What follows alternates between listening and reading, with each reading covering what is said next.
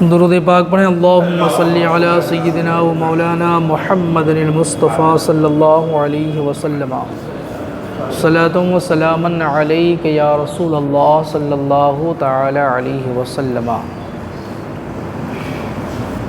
آج بیماری سے متعلق کچھ باتیں جاننے کی کوشش کرنا ہے۔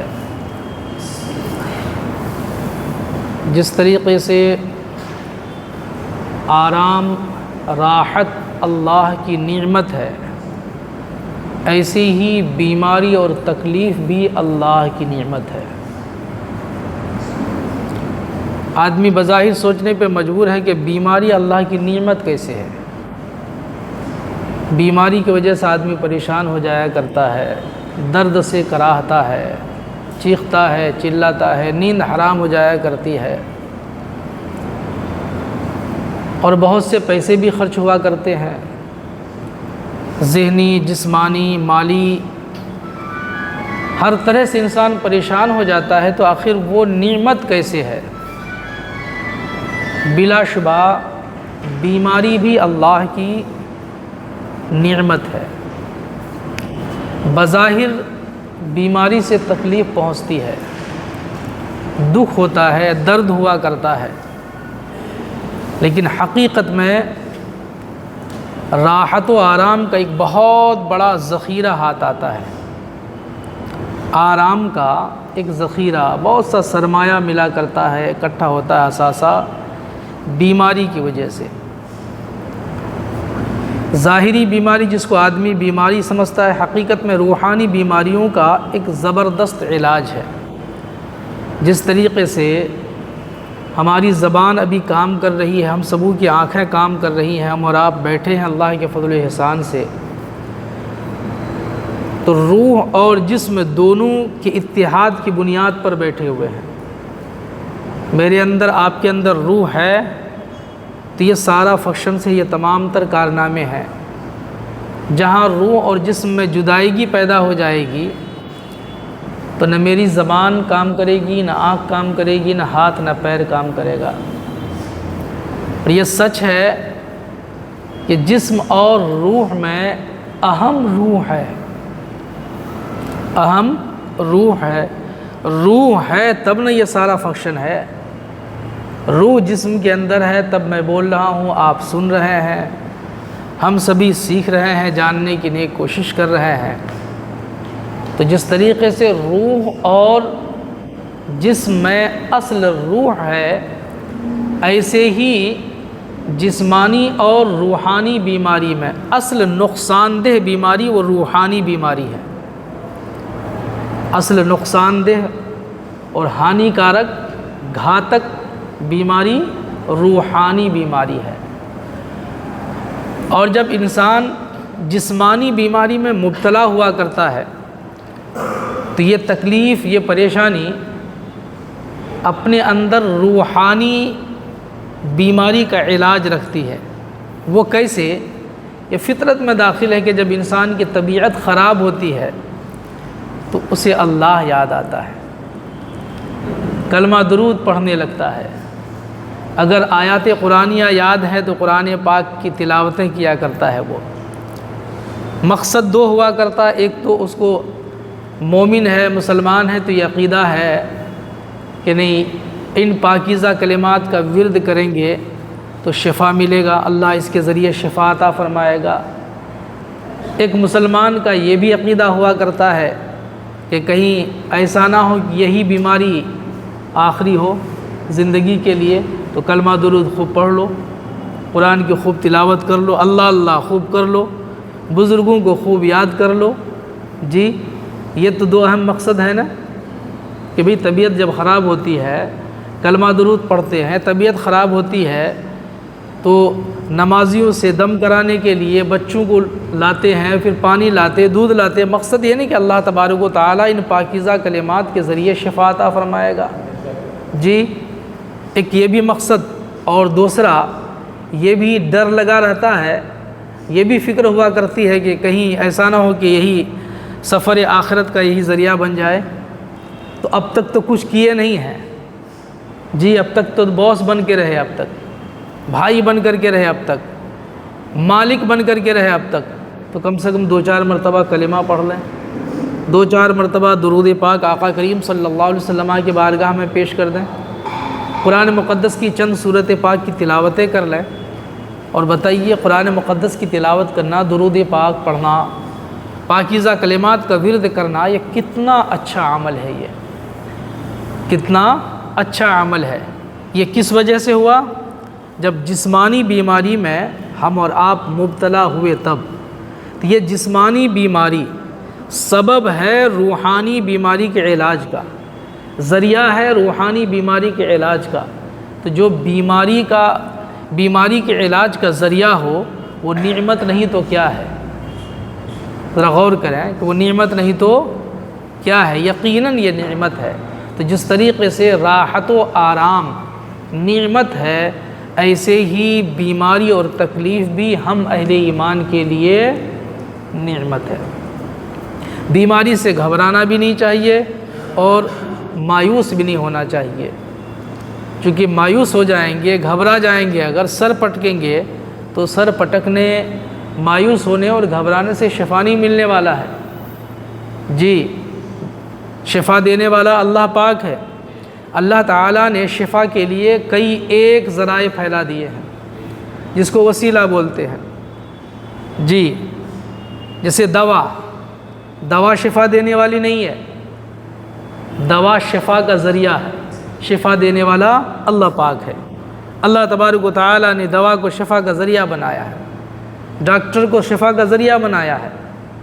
اور بزرگوں نے کہا ہے کہ آنچے از دوست می رسد نیکوست، دوست سے دوست کو کچھ بھی ملے، جو کچھ ملے وہ اچھا ہے وہ۔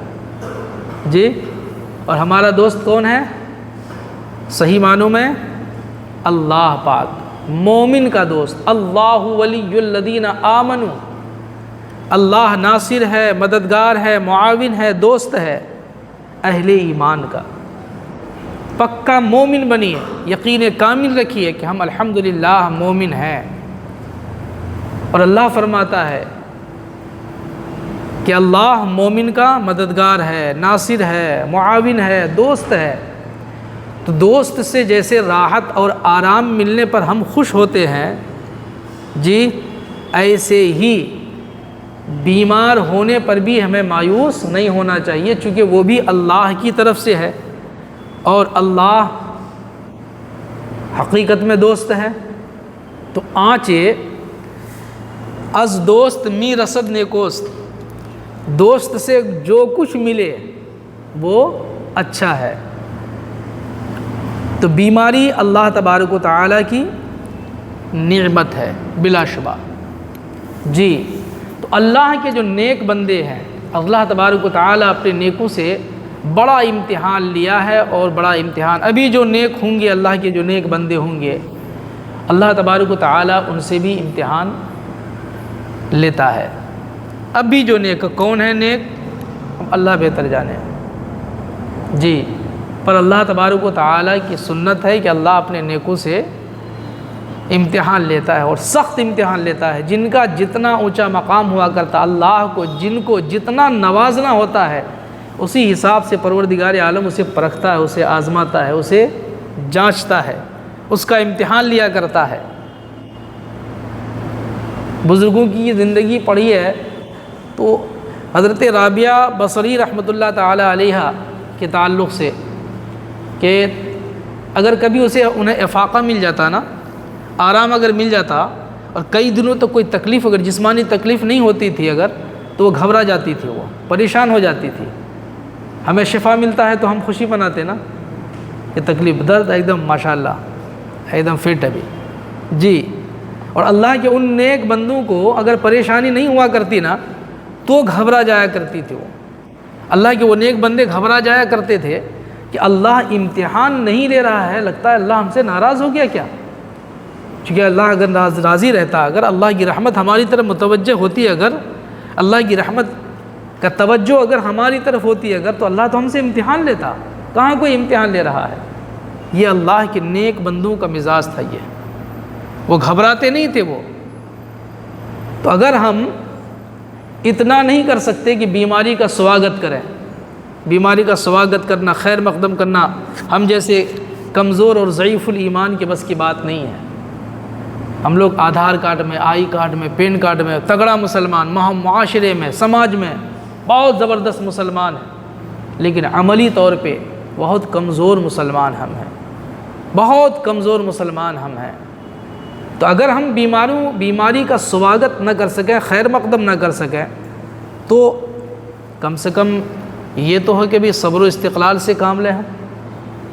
جی جزا و فضا، رونا، سر پٹکنا، شکایتیں کرنا، بسا اوقات کچھ ان پڑھ گوار بیماری کی حالت میں، تکلیف کی حالت میں کچھ ایسے الفاظ بول دیا کرتے ہیں جو ان کے ایمان کے لیے نہایت ہی نقصان دہ، ان کے اعمال کے لیے نقصان دہ، ایسی بد زبانی معاذ اللہ کر ڈالتے ہیں وہ، اور کبھی کبھی تو کلمہ کفر بھی بک دیتے ہیں، کلمہ کفر بھی بک دیتے ہیں۔ یعنی صحت اگر ہے خوب بڑھیا، صرف پیسے آ رہے ہیں اگر تو خوب بڑھیا، جہاں نقصان ہوا شکایت کی زبان کھل گئی، نقصان جہاں تھوڑا سا ہوا اس کے حساب سے، جبکہ ہم مومنوں کو یہ عقیدہ رکھنا چاہیے، اور یہ عقیدہ ہے رکھنا چاہیے کہ ہماری ضرورت، میری جو ضرورت ہے آج فلاں تاریخ ہے، آنے والی تاریخ کو کیا کیا ضرورت مجھے پڑے گی ہم میں سے کسی کو پتہ ہے؟ کسی کو پتہ نہیں ہے، لیکن میرے رب کو پتہ تو ہے نا، میرے رب کو پتہ ہے نا۔ ہم اس پروردگار کے ماننے والے، اس پروردگار کے پوجنے والے ہیں، اس پروردگار کی عبادت کرنے والے ہیں۔ ہمارا ایمان اس پروردگار پر ہے جو ہمارا کل جانتا ہے، ہمارا پرسوں جانتا ہے، ہمارے ہر لمحہ کی ضرورتیں جانتا ہے، جو جی ہم سے بہتر جانتا ہے۔ ہمیں تو کچھ پتہ نہیں کہ شام کو ہمیں کس کس کی ضرورت ہے، کوئی نہیں بتا سکتا ابھی۔ یہ ہونے والی شام جو ابھی کئی گھنٹے کے بعد جو شام آنے والی ہے، کس کو کس چیز کی ضرورت پڑے گی ہم میں سے کسی کو پتہ نہیں ہے، کسی کو پتہ نہیں ہے، لیکن ہمارا رب خوب بہتر جانتا ہے۔ اس رب کے ہم پجاری ہیں، اس رب کی عبادت کرنے والے ہم ہیں، اس رب پر ہمارا ایمان ہے۔ جب اس رب پر ایمان ہے تو ہمیں یہ سوچنا چاہیے، مزاج رکھنا چاہیے کہ جس پروردگار نے بیماری دیا ہے وہی پروردگار اپنے فضل سے شفا بھی عطا فرمائے گا انشاءاللہ۔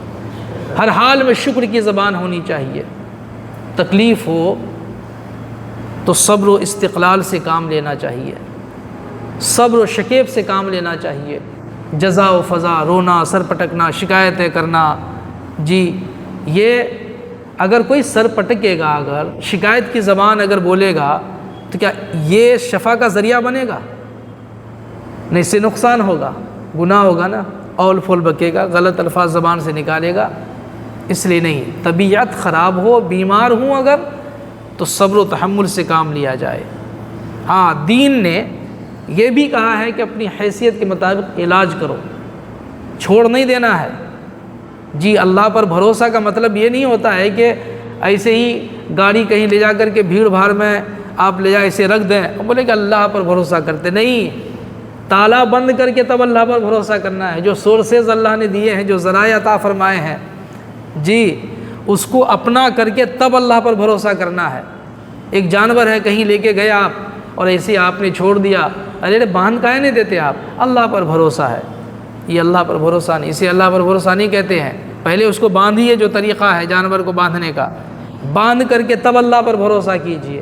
تو اللہ پر بھروسہ یہ ہے کہ حسب اوقات ہم دوا کا استعمال کریں، جی استعمال دوا کا کریں، لیکن شفا کی امید اللہ سے رکھیں، شفا کی امید اللہ سے رکھیں۔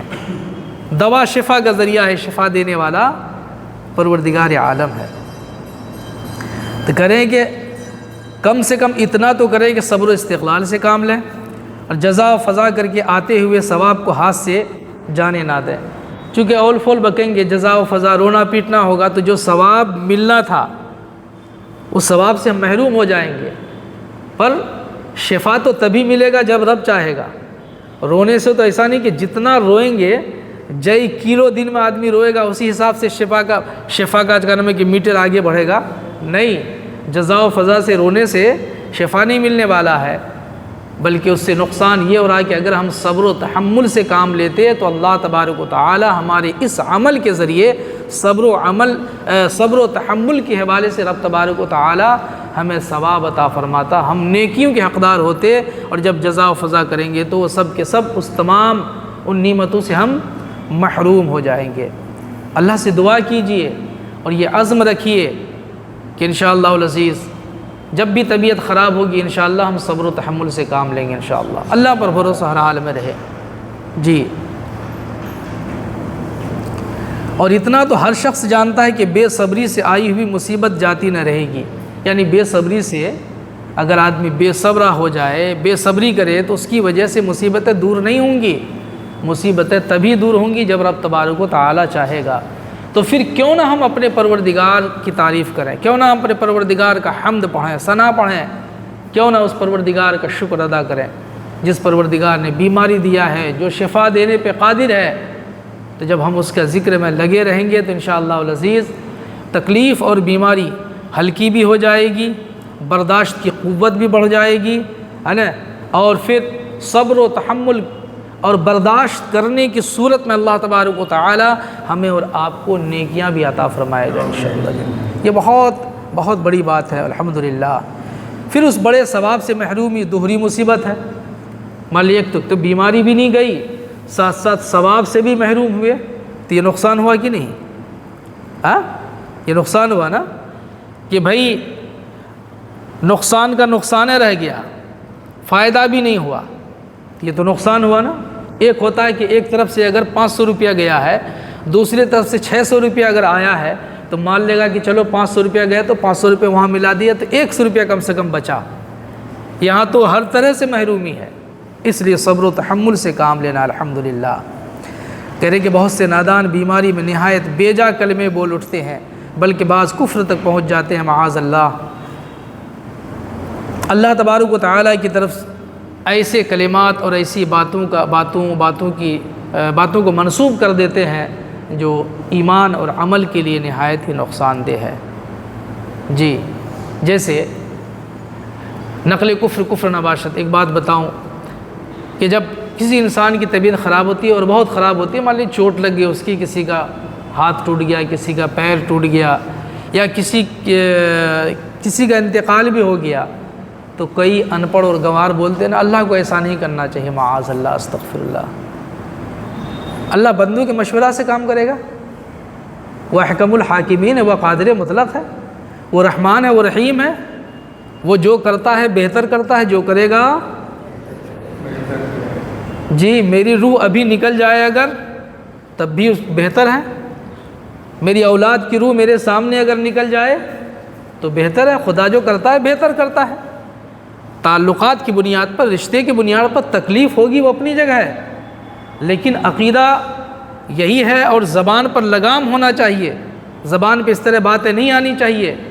یہ کتنی بری بات ہے بھئی، بہت عورتیں بالخصوص جی، کوئی بھی ان پر گوار مرد ہو یا عورت ہو، ہر کسی کے عمل کا بدلہ برابر ہے الحمدللہ، اخلاص و محبت کی بنیاد پر۔ مرد اور عورت میں اللہ تبارک و تعالیٰ کی بارگاہ میں فرق نہیں ہے کہ ایک مرد نماز پڑھے تو اس کو ثواب زیادہ ملے گا، عورت پڑھے تو کم ملے گا ثواب، نہیں جی۔ نماز کو مکمل رعایت کے ساتھ ایک مرد پڑھتا ہے خلوص و محبت کے ساتھ، ایک عورت پڑھتی ہے ادا کرتی ہے خلوص و محبت کے ساتھ، تو جو ثواب اللہ پاک ایک مرد کو عطا فرمائے گا وہی ثواب ایک عورت کو اللہ پاک عطا فرمائے گا۔